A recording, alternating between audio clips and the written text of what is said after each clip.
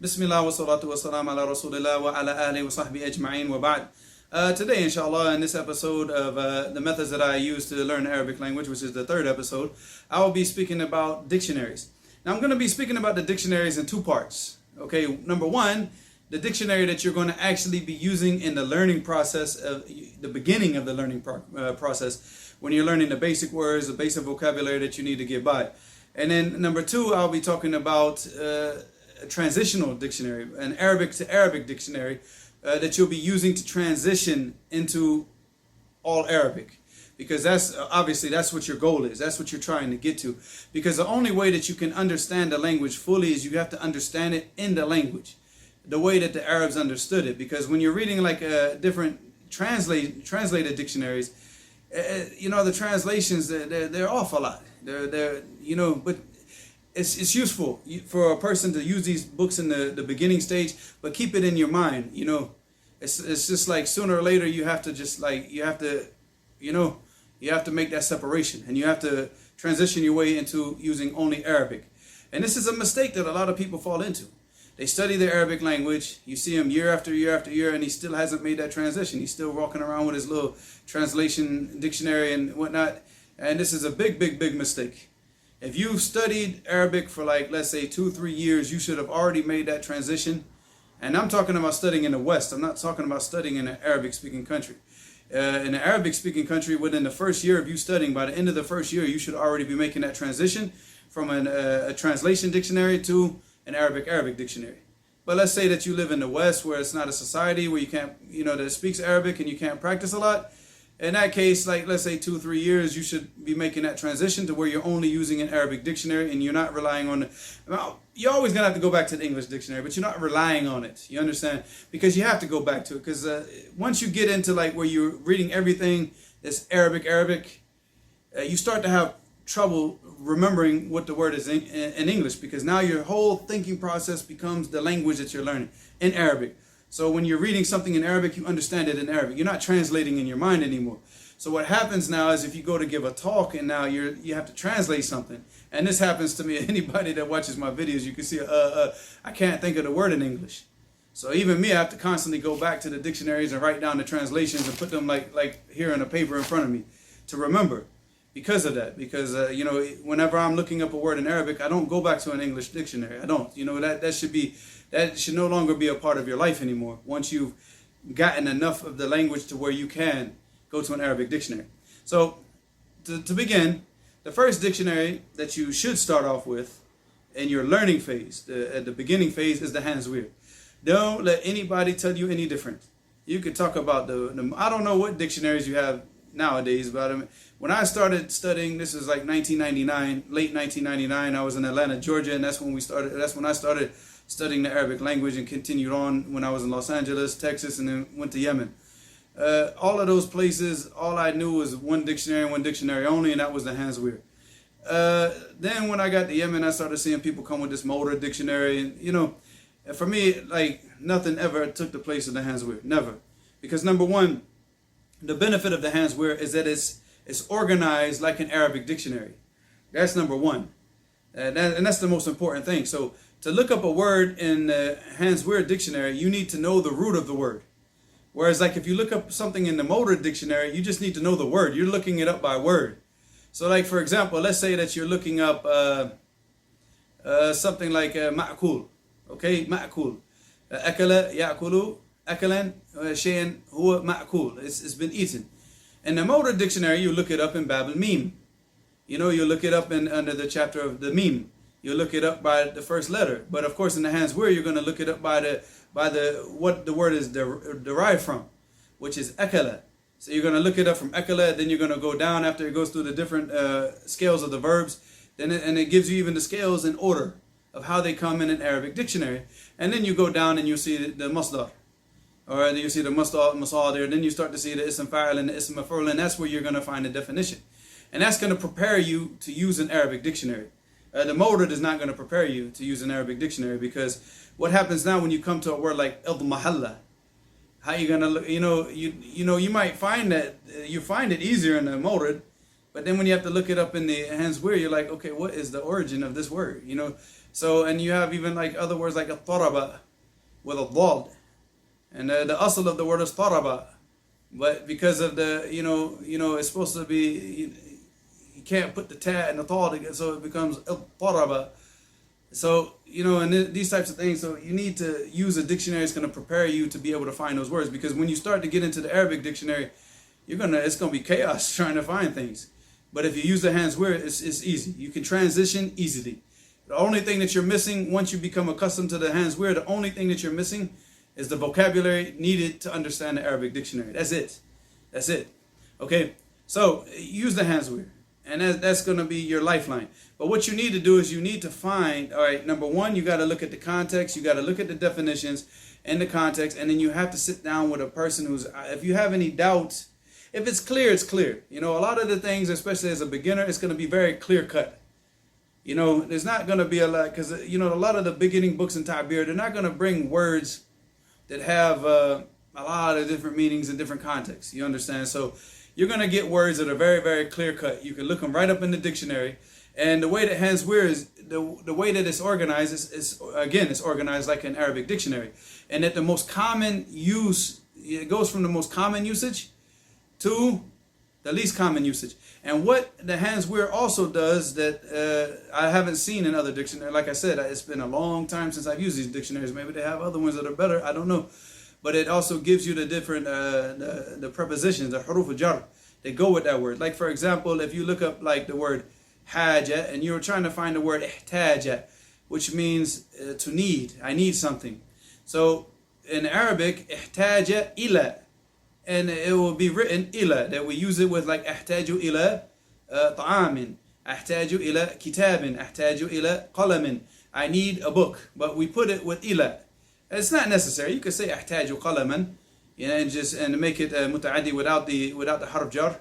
But but Hans Wehr will show you that this is also the way that the Arabs, and it is. That's how you'll find it a lot when you read through books. Ahtaju ila kada, for something. I need something. So this is very, very, very important. Hans Wehr will give you, like for example, takalamtu ma'ahu, takalamtu anhu, takalamtu alayhi. So it gives you the different and how the verb, which is to speak, how it changes with the different prepositions that are being put with it, which is the huruf jar. So like for example, takalamtu ma'ahu, I spoke with him. Takalamtu alayhi, I spoke about him in a bad way. Okay. Takalamtu anhu, I spoke about him in a general way, not good, not bad. Just I spoke about him. All right. So I mean, and this is very, very important, because you start to see how it changes with the different prepositions. So when you're looking at the context, you can also look at the verb, and you can look at the preposition or the harf jar that comes with that verb, and then you can look it up in the Hans Wehr and see the meaning, and you can get the meaning from that context.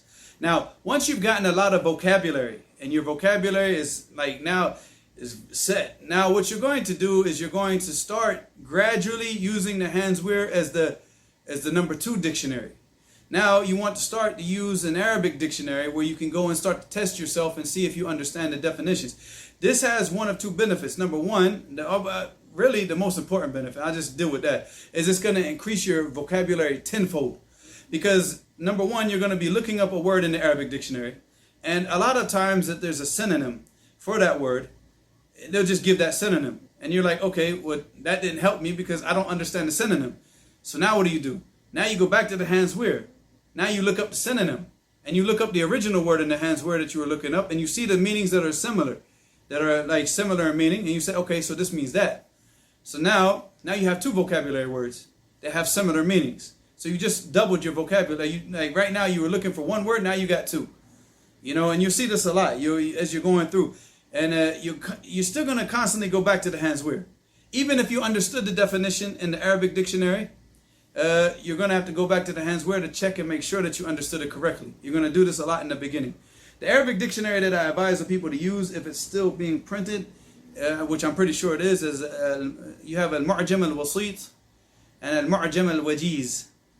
Al-Wajiz is a smaller dictionary. It's like it's not pocket size, like a Mukhtar al-Siha. You can't use, forget Mukhtar al-Siha in the beginning. Mukhtar al-Siha is for people who have a lot of knowledge of the Arabic language, and it's like a quick fix. because a lot of the basic words Mukhtar al-Sihah does not have. He only put the words that are like difficult and that were not common for people to know, that they have to look up. So don't listen to people that say get Mukhtar al-Sihah. You get Mu'jam al-Wasit, which is bigger. It's a big dictionary, like I say, about 500, 600 pages. Mu'jam al-Wajiz is smaller. It's not pocket size, but it's a smaller book. Both of the definitions are very, very similar. Mu'jam al-Wajiz is better because you can carry it around with you easily. Mu'jam al-Wasit is very big. It's just like a block. So this is something that you want at home. And the definitions of both of them are very similar. So these are the two dictionaries that you kind of want to go back to. If you're at home and you're reading at home, you definitely want to go back to Mu'jam al-Wasit, because that is it's more detailed and it's better, and the definitions are easy because they put more detail in the definitions. Mu'jam al-Wajiz is just gonna give you the synonym most of the times, and you're constantly gonna have to go back anyways to the Hans Wehr because you don't understand the synonym. So both of those dictionaries use them. Like if you're out and about, you can keep the Mu'jam al-Wajiz with you. Like if you're going to a lecture, or you're going to a library, or you're going wherever you're going. If you just to have that dictionary with you it's easier to carry around, and keep the Mu'jam al-Wasit at home. So constantly go back. If you have a definition, like if you read a word in Mu'jam al-Wajiz and you don't understand it, of course you have to write it down and then go back home later on and look it up in Mu'jam al-Wasit, inshallah. And then, like I said, what you're going to be doing is, once you find a word, your go-to dictionary in the Arabic language in the beginning. Obviously, later on, you're going to want to go to like more in-depth books in the dictionaries from the people of the past, especially like Al-Qamus Muhit. And if you really, really, really want to understand the word, you got like Lisan al-Arab, and you got also a book written by Zamakhshari, but I can't remember the name, honestly. I haven't seen a dictionary in a long time. I had it in Yemen. But it's a balagha dictionary, but it's mainly just giving you the vocabulary from the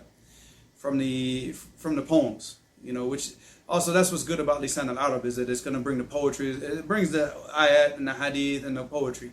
So anything that can be used as evidence in the Arabic language, it will bring it to show like this is the way that the Arab uses word. But those are like way, way, way down the line.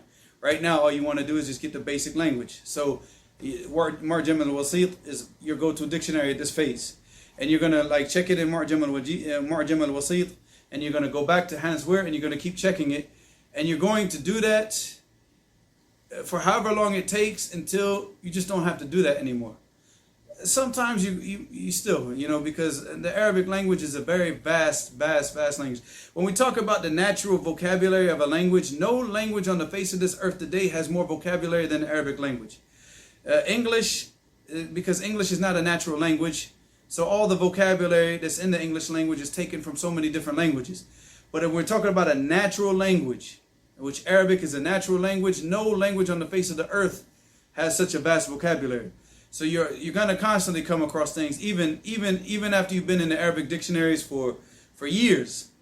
You're going to come across things that you have to go back, Either one, you're going to have to go to a bigger source and a bigger source and a bigger source until you understand the meaning. Like, for example, I'll go to like Al-Qamus Muhit. If I didn't understand Qamus al-Muhit, then I'll go to like, something like either Lisan al-Arab or Taj al-Urus. Taj al-Urus, which is the explanation of Qamus Muhit by Zabidi. And you just keep going up and up and up until you understand it. But, in the beginning stages, if you're reading it as something, even after like a year of you using an Arabic dictionary, you might still have to keep kind of going back to Hans Wehr. And you always go back to Hans Wehr anyways because of the translations. When you're doing the translation, you want to get the best translation based on what you understand from the Arabic dictionary. So once you can go to the Arabic dictionary, you can actually pick out the best translation in the Hans Wehr, because you'll start to see the mistakes in the translation, and then you can find the correct one. So it's much better. So this is definitely, this is what you need to do. And when your dictionaries, Hans Wehr, transition to Mu'jam al-Wasit and use Mu'jam al-Wajiz for your carry-around dictionary. Improve your vocabulary until eventually you're no longer using the Hans Wehr on a regular basis, and you're only focusing on the Arabic, and you're good to go, man. That's it. At that point, you could just, once you get comfortable where you're reading an Arabic dictionary, that's when you're good. You're not good. You still got a lot of learning to go. So I don't want you to get complacent, but you're at a good part of, you're at a good point in your studies. Now you're going to really start to benefit, because now you can go deeper and deeper and deeper and start to really, really, really understand how the Arabs understood this language. So inshallah, with that, I'll stop here. إلى هنا سبحانك اللهم وبحمدك أشهد أن لا إله إلا أنت أستغفرك وأتوب إليك.